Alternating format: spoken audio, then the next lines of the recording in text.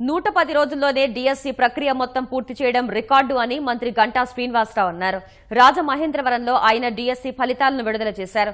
జిల్లాల వారీగా సబ్జెక్టుల వారీగా మెరిట్ జాబితా ప్రకటించారు. 81.85% అభ్యర్థులు పరీక్షలు రాసినట్టు చెప్పారు. మ్యూజిక్, క్రాఫ్ట్ పోస్టులు తొలిసారి భర్తీ చేశామన్నారు.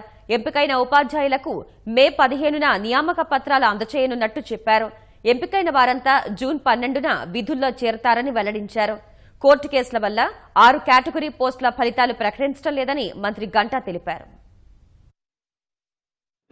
స్కూల్ అసిస్టెంట్ మ్యాథమెటిక్స్ లో తెలుగు మీడియంలో పుణ్యవతి సాహు విశాఖపట్నం డిస్ట్రిక్ట్ నుంచి సెలెక్ట్ అయ్యారు. టోటల్ మార్క్స్ వచ్చి 81.20. అలాగే స్కూల్ అసిస్టెంట్ ఫిజికల్ సైన్స్ తెలుగులో ఈస్ట్ గోదావరి నుంచి సెలెక్ట్ అయ్యారు.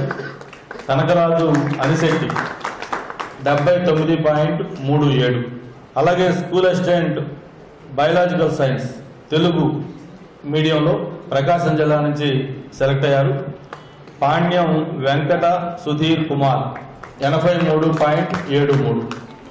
అలాగే స్కూల్ అసిస్టెంట్ సోషల్ స్టడీస్ తెలుగులో వెస్ట్ గోదావరి నుంచి సెలెక్ట్ అయ్యారు. నీలం మణికంత 90 మార్కులు తెలుగులో వెస్ట్ గోదావరి నుంచి వచ్చాయి. మనం చెప్పిన దాని ప్రకారం 12th జూన్ కల్లా రీఓపెనింగ్ కల్లా వాళ్ళకి మొత్తం మనం ఇస్తామని చెప్పాం. ఏదైతే పోస్టింగ్లు అవన్నీ కూడా కంప్లీట్ చేసుకుని వాళ్ళు 12th దీంట్లో జాయిన్ కాబోతా ఉన్నారు.